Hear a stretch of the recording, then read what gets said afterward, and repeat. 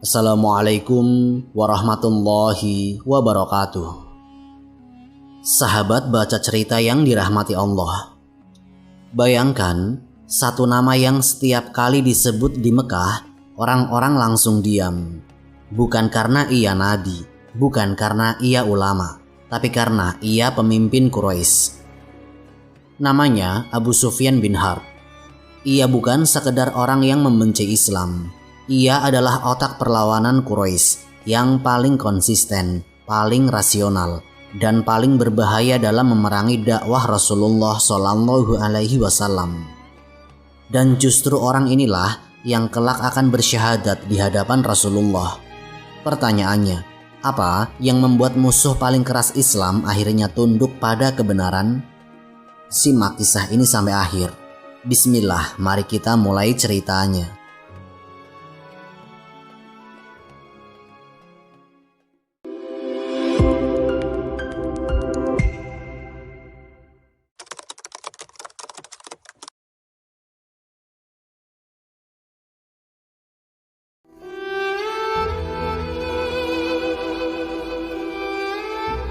Mekah pada abad ke-6 Masehi bukanlah sekedar kota kecil di tengah padang pasir Hijaz. Ia adalah pusat perniagaan terbesar di Jazirah Arab, tempat bertemunya kafilah-kafilah dagang dari Yaman, Syam, Persia, dan wilayah sekitarnya. Di kota inilah berdiri Ka'bah, bangunan suci yang diagungkan seluruh bangsa Arab dan menjadi simbol kehormatan Quraisy sebagai penjaga rumah ibadah tertua itu. Di tengah hiruk-pikuk perdagangan, kekuasaan suku, dan kebanggaan jahiliyah itulah lahir seorang anak dari keluarga bangsawan Quraisy yang kelak namanya akan menjadi salah satu tokoh paling penting dalam perjalanan sejarah Islam. Ia adalah Sahr bin Harb yang lebih dikenal dengan nama Abu Sufyan bin Harb. Abu Sufyan berasal dari Bani Umayyah, salah satu kabilah paling berpengaruh di tubuh Quraisy. Bani Umayyah dikenal sebagai keluarga pedagang besar, pemilik harta berlimpah, dan pemegang peran politik strategis di Mekah. Ayahnya, Harb bin Umayyah, adalah tokoh terpandang Quraisy sebelum masa kenabian Rasulullah Shallallahu Alaihi Wasallam. Nama keluarga ini disegani, perkataannya diperhitungkan, dan pengaruhnya terasa dalam berbagai keputusan penting Mekah. Dari garis keturunan inilah Abu Sufyan mewarisi wibawa, kecerdasan, serta keberanian. Sejak muda, ia telah terbiasa memimpin kafilah-kafilah dagang besar yang membawa barang-barang berharga dari Syam menuju Mekah, lalu kembali dengan hasil bumi Jazirah Arab. Perjalanan panjang melewati padang pasir yang gersang, menghadapi ancaman perampok, serta berhadapan dengan kerasnya dunia perniagaan internasional, membentuknya menjadi seorang pedagang ulung yang penuh perhitungan dan strategi. Di mata masyarakat Quraisy, Abu Sufyan bukan sekedar saudagar. Ia adalah seorang pemimpin alami. Tutur katanya tegas, pandangannya jauh ke depan, dan langkah-langkah politiknya seringkali menentukan arah keputusan Quraisy. Jika ia berbicara di Darun Nadwa, balai musyawarah tertinggi Quraisy, maka orang-orang akan mendengarkan. Jika ia memimpin kafilah, Quraisy merasa aman.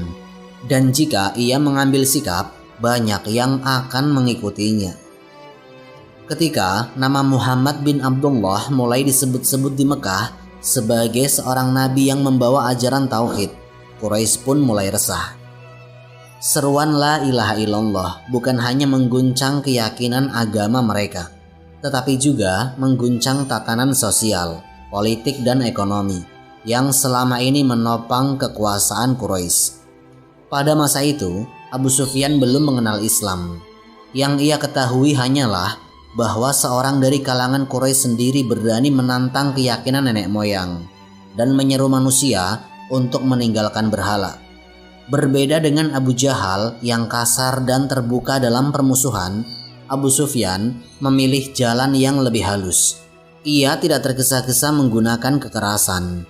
Ia mengamati, menimbang, dan menunggu arah perkembangan dakwah ini. Namun, sikapnya yang tenang justru membuatnya berbahaya. Abu Sufyan adalah penentang yang beriman di balik layar. Ia memahami bahwa Islam bukan sekedar ajaran ibadah, tetapi sebuah perubahan besar. Islam menghapus kasta. Dalam Islam, bangsawan Quraisy dan budak miskin berdiri sejajar di hadapan Allah. Tidak ada keistimewaan karena nasab, harta, atau jabatan. Bagi Abu Sufyan, ini adalah ancaman langsung terhadap kehormatan dan status sosial Quraisy. Dalam sistem Islam, ia bisa saja sejajar dengan seorang mantan budak seperti Sayyidina Bilal bin Rabah. Inilah yang membuatnya semakin keras menolak dakwah Rasulullah Shallallahu Alaihi Wasallam. Abu Sufyan mulai aktif hadir dalam pertemuan-pertemuan Darun Nadwah, mengusulkan langkah-langkah untuk menghambat penyebaran Islam tanpa harus mencoreng wibawa Quraisy. Jika Abu Jahal berteriak di pasar, Abu Sufyan berbicara dengan bahasa diplomasi dan strategi. Ketika Rasulullah berdakwah di pasar-pasar atau pada musim haji, Quraisy mengutus tokoh-tokoh mereka untuk memperingatkan kabilah-kabilah Arab agar tidak mendengarkan Rasulullah.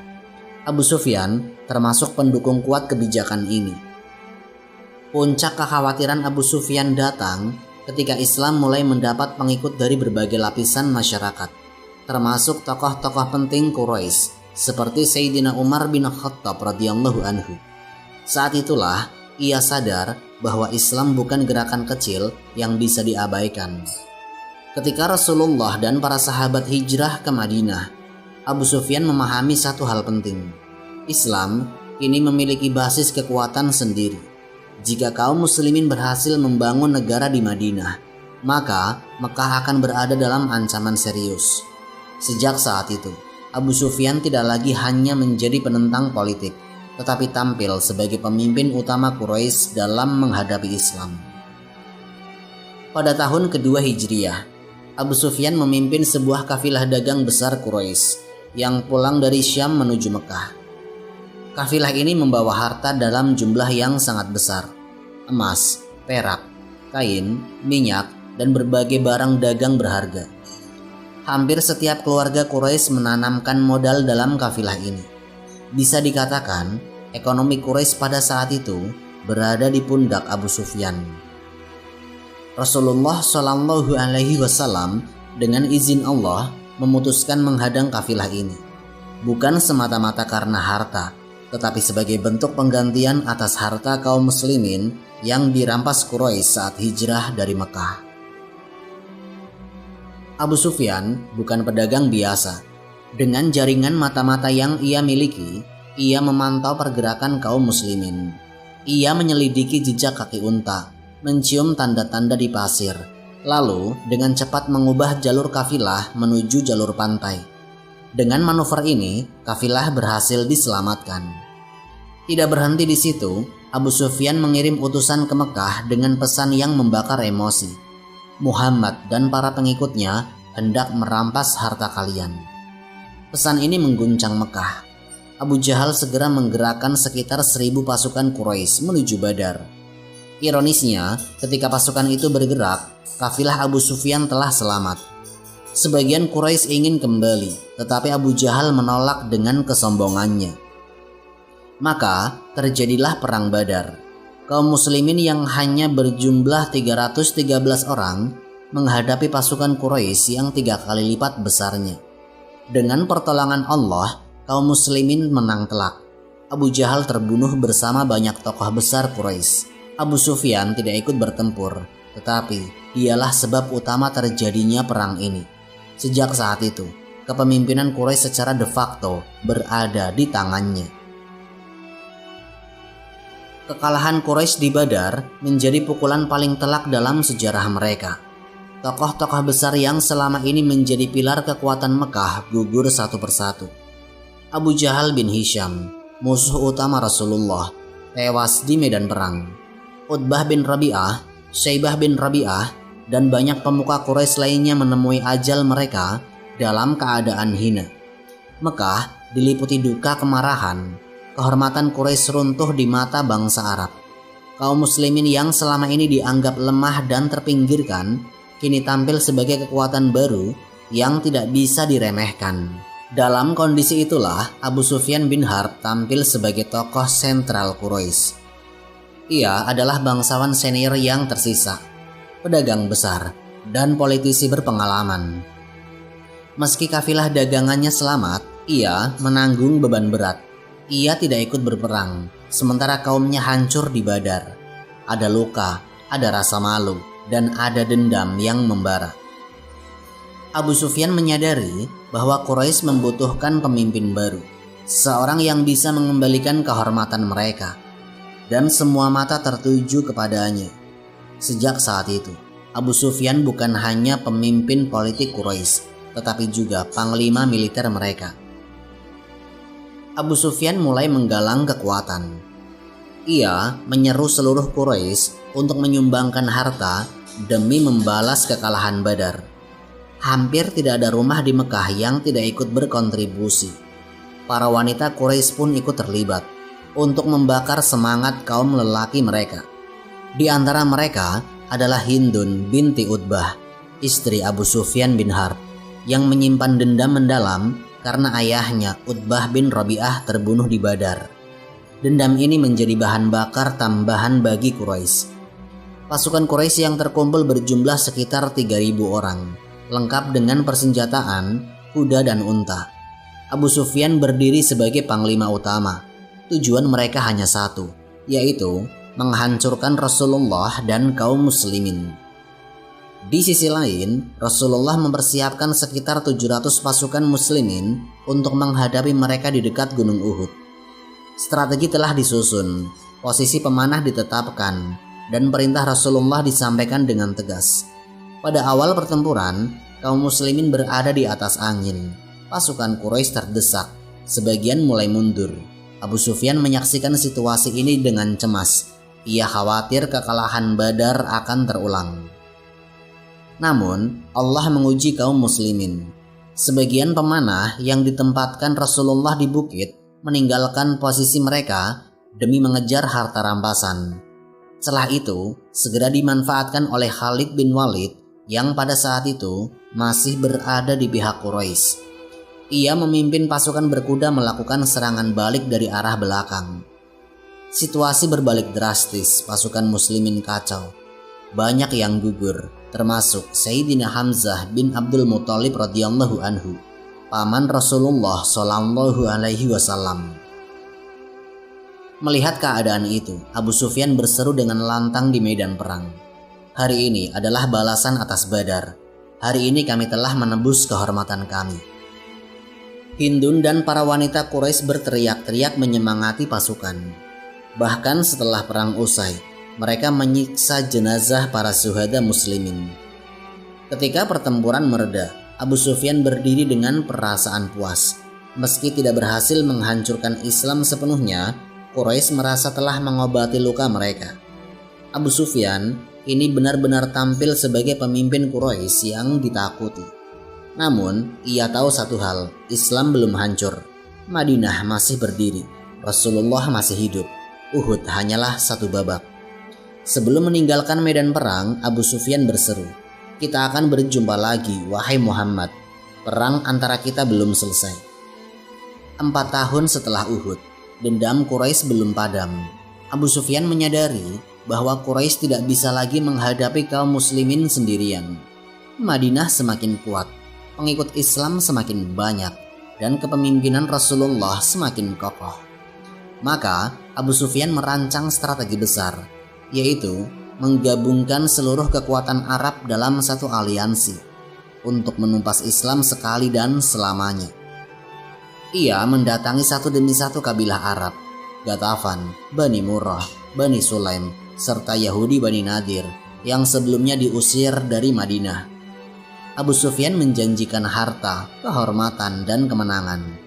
Akhirnya terbentuklah pasukan gabungan sekitar 10.000 orang. Jumlah terbesar yang pernah dikumpulkan di Jazirah Arab pada saat itu. Dan sebagai pemimpin tertinggi pasukan sekutu ini, berdirilah Abu Sufyan bin Harb. Kabar ini mengguncang Madinah. Rasulullah bermusyawarah dengan para sahabat. Dari musyawarah itu muncul ide Salman Al-Farisi radhiyallahu anhu untuk menggali parit besar mengelilingi Madinah strategi yang belum pernah dikenal oleh bangsa Arab. Ketika pasukan Abu Sufyan tiba, mereka terkejut melihat parit yang membentang. Kuda tidak bisa melompati, unta tidak bisa melewati. Seluruh kekuatan mereka seakan lumpuh. Hari-hari pengepungan berlangsung dalam kondisi berat. Angin dingin berhembus, logistik menipis, dan semangat pasukan sekutu melemah. Abu Sufyan berusaha menjaga moral pasukannya, tetapi keadaan semakin memburuk. Akhirnya, Allah mengirimkan angin kencang yang menghancurkan perkemahan mereka. Tenda-tenda terbalik, api unggun padam, dan ketakutan melanda. Di tengah malam yang gelap, Abu Sufyan berkata kepada kaumnya, "Kita tidak punya tempat tinggal, tidak ada makanan, dan tidak ada keamanan. Pulanglah kalian, aku pun pulang." Maka berakhirlah perang Khandaq dengan kegagalan total bagi Quraisy. Pasukan besar bubar tanpa hasil. Sejak saat itu, Quraisy tidak lagi mampu menyerang Madinah secara terbuka. Pada tahun ke-6 Hijriah, Rasulullah mengumumkan niatnya untuk berangkat ke Mekah bersama sekitar 1.400 sahabat untuk menunaikan umroh. Mereka tidak membawa perlengkapan perang, hanya pedang musafir. Kabar ini membuat Quraisy panik. Rasulullah hendak memasuki Mekah, kota yang menjadi simbol kehormatan mereka. Abu Sufyan kembali tampil sebagai tokoh utama penentang. Baginya, membiarkan Rasulullah masuk ke Ka'bah berarti mengakui kekalahan Quraisy di hadapan seluruh Arab. Quraisy pun mengirim pasukan ke wilayah Hudaybiyah. Ketegangan pun memuncak. Namun setelah diplomasi panjang, lahirlah perjanjian Hudaybiyah. Bagi sebagian sahabat, perjanjian ini terasa berat. Namun, Rasulullah melihat jauh ke depan. Perjanjian ini adalah kemenangan besar. Quraisy secara resmi mengakui keberadaan negara Madinah. Abu Sufyan tidak menyadari bahwa sejak hari itu, pedang Quraisy telah tumpul, sementara dakwah Islam justru menyebar lebih cepat dari sebelumnya. Perjanjian Hudaybiyah seharusnya menjadi masa damai selama 10 tahun antara Quraisy dan kaum muslimin. Namun ketegangan itu tidak berlangsung lama. Kesombongan jahiliyah Quraisy kembali menyeret mereka pada kesalahan besar. Salah satu sekutu Quraisy, Bani Bakar, menyerang Bani Husa'ah, sekutu kaum muslimin.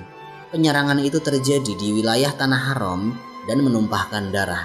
Sebuah pelanggaran terang-terangan terhadap perjanjian Hudaybiyah. Berita itu segera sampai ke Madinah. Rasulullah mengetahui bahwa Quraisy telah melanggar kesepakatan dengan sadar. Saat itu, kekuatan kaum muslimin sudah jauh berbeda dibanding tahun-tahun sebelumnya. Jumlah mereka bertambah banyak, persatuan semakin kuat, dan kepemimpinan Rasulullah telah kokoh. Rasulullah pun memutuskan saatnya bergerak menuju Mekah. Di Mekah, kegelisahan menyebar cepat. Para pemimpin Quraisy sadar bahwa mereka telah melakukan kesalahan fatal. Mereka tahu Madinah kini terlalu kuat untuk dihadapi secara terbuka. Hati Abu Sufyan bin Harb pun terguncang. Selama bertahun-tahun, dialah penggerak utama perlawanan Quraisy terhadap Rasulullah. Ia memimpin perang, menyusun strategi, dan mengobarkan dendam. Namun kini, semua perhitungan itu runtuh satu persatu. Ia mengingat kembali kekalahan di Badar, kegagalan di Khandaq, dan dampak besar Hudaybiyah yang justru menguatkan Islam. Kini Mekah berada di ujung tanduk. Dalam kepanikan itu, Quraisy memutuskan mengutus Abu Sufyan sendiri ke Madinah. Harapannya, wibawa dan diplomasi Abu Sufyan masih bisa menyelamatkan keadaan. Akhirnya Abu Sufyan berangkat ke Madinah dengan hati yang penuh kegelisahan. Ia datang bukan sebagai pemimpin yang percaya diri, tetapi sebagai bangsawan yang terdesak. Tujuannya satu, memperbarui perjanjian Hudaybiyah dan menutup mata Rasulullah atas pelanggaran yang telah terjadi. Di Madinah, Abu Sufyan mencoba mendekati para sahabat besar, Sayyidina Abu Bakar, Sayyidina Umar, Sayyidina Ali, bahkan Sayyidah Fatimah radhiyallahu anha. Namun satu persatu menolaknya. Tidak ada yang berani berbicara atas nama Rasulullah. Ketika akhirnya Abu Sufyan menghadap Rasulullah, permintaannya tidak dikabulkan. Rasulullah tidak memperpanjang perjanjian dan tidak memberi jaminan apapun. Sikap beliau tenang, tegas dan penuh wibawa. Abu Sufyan akhirnya pulang ke Mekah dengan tangan kosong. Wibawanya runtuh. Ia mencoba menenangkan kaumnya, tetapi kata-katanya terdengar kosong. Quraisy mulai menyadari bahwa badai besar sedang mendekat. Akhirnya Rasulullah Shallallahu Alaihi Wasallam memerintahkan kaum muslimin untuk bersiap. Namun persiapan ini dilakukan dengan penuh kerahasiaan. Bahkan banyak sahabat tidak mengetahui tujuan akhir perjalanan ini. Ketika pasukan bergerak, jumlah mereka mencapai sekitar 10.000 orang. Kekuatan terbesar yang pernah dimiliki kaum muslimin. Mereka bergerak dalam ketenangan, tanpa teriakan, tanpa kesombongan. Malam hari, pasukan muslimin berhenti di luar Mekah. Ribuan api unggun dinyalakan. Dari kejauhan, cahaya itu tampak seperti lautan api yang menerangi langit malam Hijaz. Di dalam Mekah, ketakutan melanda. Abu Sufyan keluar bersama beberapa tokoh Quraisy untuk memastikan kebenaran kabar itu. Dalam kegelapan malam, mereka bertemu dengan patroli kaum muslimin dan akhirnya Abu Sufyan tertangkap. Ia dibawa menghadap Rasulullah. Di hadapan Rasulullah, Abu Sufyan berdiri dengan tubuh gemetar. Di depannya bukan lagi musuh yang terusir, melainkan seorang nabi yang tenang, dikelilingi pasukan besar, dan didukung penuh oleh pertolongan Allah. Rasulullah bertanya dengan suara yang tegas namun penuh makna, "Wahai Abu Sufyan, tidakkah engkau mengetahui bahwa tidak ada sesembahan yang berhak disembah selain Allah?" Abu Sufyan terdiam, hatinya bergolak. Berhala-berhala yang selama ini ia bela tidak pernah menolong Quraisy. Dengan suara berat ia menjawab bahwa ia mengakui keesaan Allah.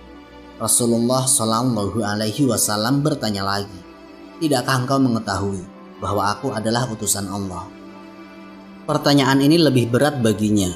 Gengsi Quraisy, sejarah permusuhan, dan harga diri jahiliyah masih mengikat hatinya. Namun realitas di hadapannya tidak bisa dibantah. Ia melihat pasukan muslimin yang begitu besar, teratur, dan penuh ketenangan.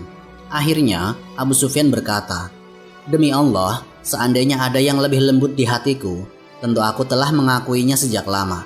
Kini aku bersaksi bahwa engkau adalah utusan Allah." Malam itu Abu Sufyan bin Harb masuk Islam. Rasulullah Shallallahu Alaihi Wasallam tidak membalas permusuhan Abu Sufyan dengan dendam. Sebaliknya, beliau memuliakan. Beliau bersabda, "Barang siapa masuk ke rumah Abu Sufyan maka ia aman. Barang siapa menutup pintu rumahnya maka ia aman. Barang siapa masuk ke Masjidil Haram maka ia aman." Pengumuman ini bukan sekedar jaminan keamanan.